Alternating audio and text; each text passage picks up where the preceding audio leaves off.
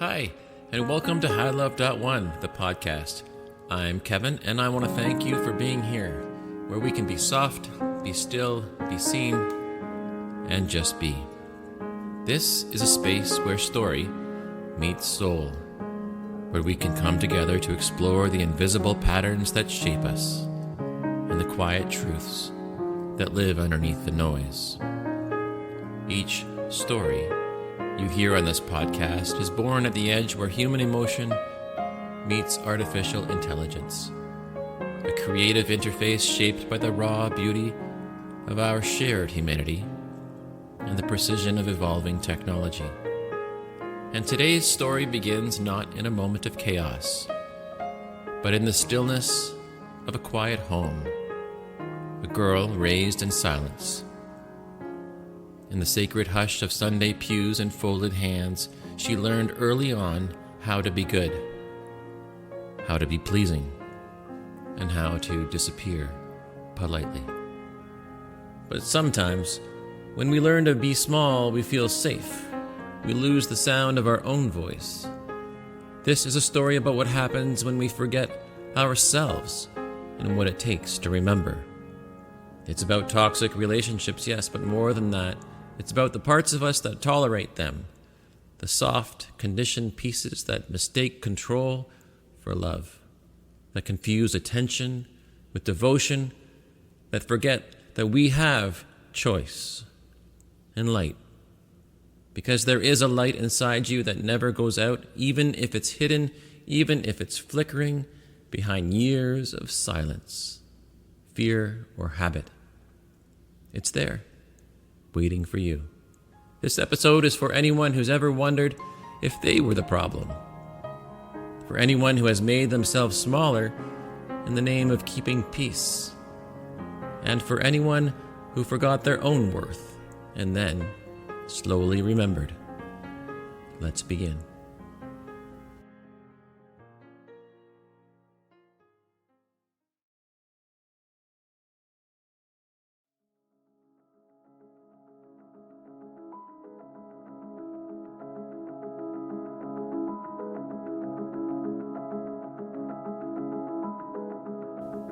She was always the quiet one.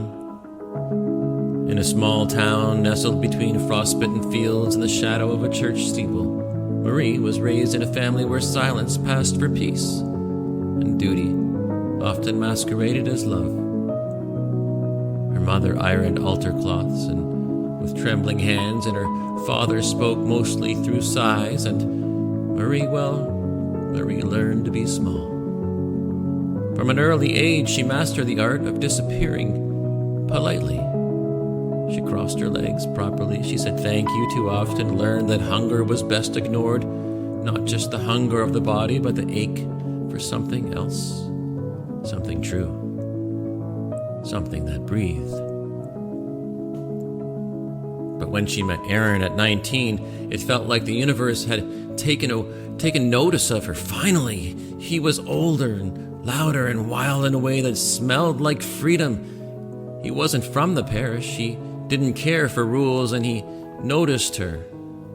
Not the polite one, the folded Marie, but the fire she didn't even know was flickering inside.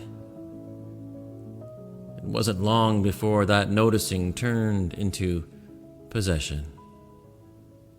It looked like love at first, like grand gestures, constant attention, a kind of need that felt flattering, but control wears perfume. In the beginning, he would tell her who to avoid, who to trust, how to dress, how to speak, and she, still fluent in silence, obeyed. Years went by. The house grew quieter, even as the walls closed in. Aaron's voice got louder, more erratic, until every voice she spoke was pre-checked for safety.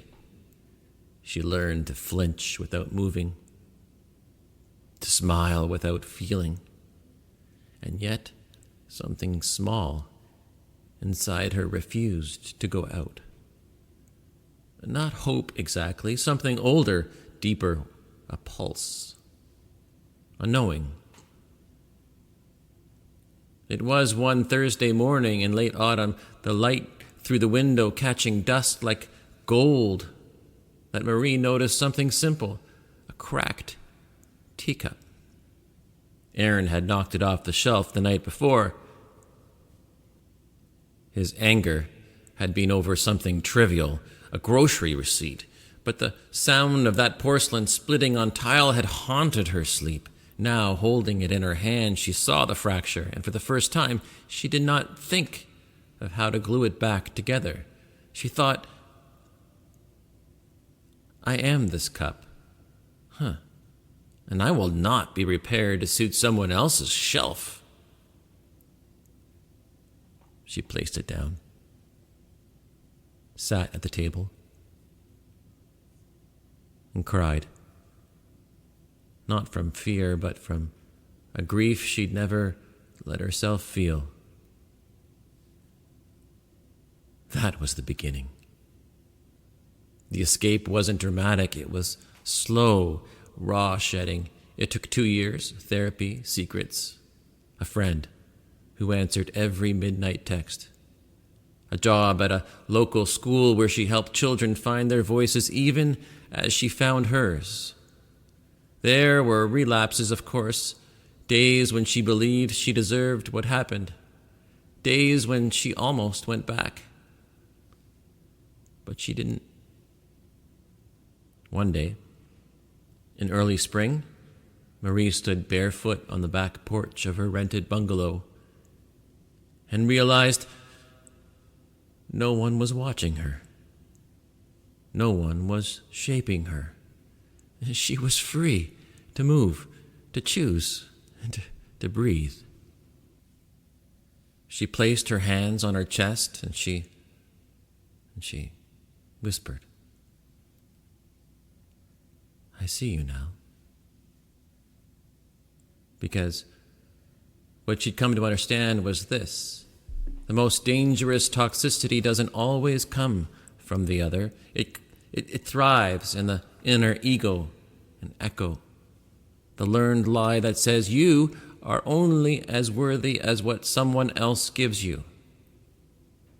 Marie had been both prisoner and guard, both wound and healer. And in that moment on that porch, she chose to be healer, not just for herself, but for others.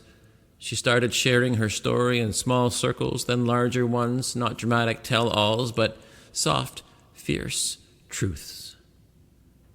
How control hides in care, how gaslighting wears down intuition, how the greatest red flag is when you stop recognizing your own reflection.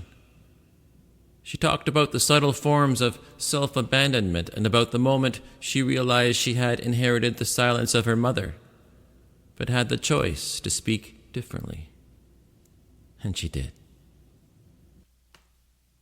This story, it's not about villains and victims.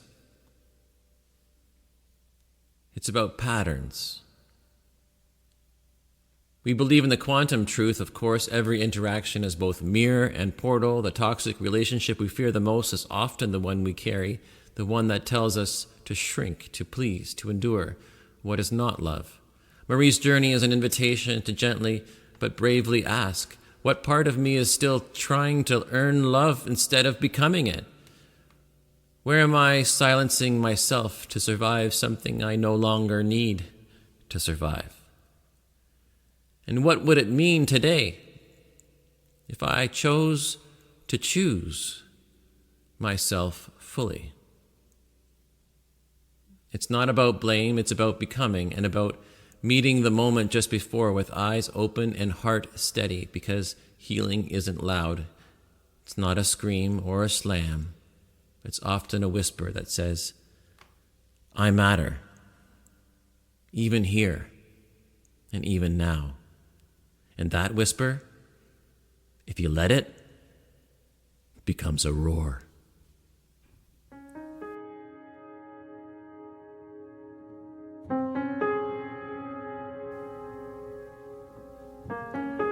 Thank you for being here, for listening not just with your ears, but with your own lived experience, the parts of you that may still be healing from a silence that went too long, or a love that asked you to vanish, to feel seen.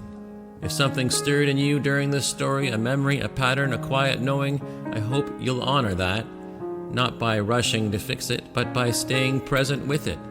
That's where the healing begins. We all believe our stories are portals, invitations into deeper self-awareness, into community, into the brave act of becoming. And in this story, if it helped you see something more clearly or feel something more deeply, you are not alone. If you'd like to reflect further, please visit hilove.one, where you can find prompts, meditations, and community spaces created with the same intention to come back home to yourself. And if you know someone who's walking their own journey or remembering or of leaving, of healing, of choosing light, consider sharing this episode with them. Because sometimes just hearing that someone else made it out is the beginning of finding the way through. Until next time, be soft, be still, be seen, and just be gentle with your heart. It knows the way home.